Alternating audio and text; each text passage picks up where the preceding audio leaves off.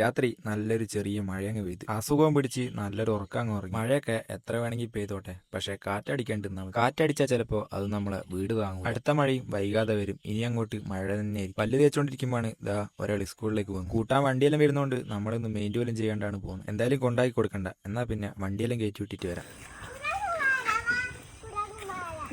കുരാങ്കുമാരോ?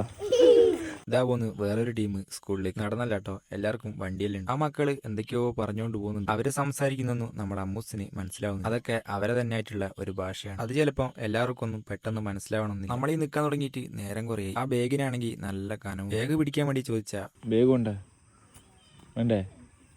ഇതാണ് നമ്മളെ അമ്മൂസിന്റെ മറുപടി. വണ്ടിയെല്ലാം വന്ന് അമ്മൂസ് പോയി. വീട്ടിലിതാ നമ്മളമ്മ ആരോ തപ്പിക്കൊണ്ട് നടക്കുന്നു. അവസാനം ആളെ കിട്ടി. വേറെ ആരുമല്ല, നമ്മളെ സിംഹ. നമ്മളെ കണ്ണ് തെറ്റിയ അപ്പ ഇറങ്ങും മുറ്റത്തേക്ക്. സിംബ,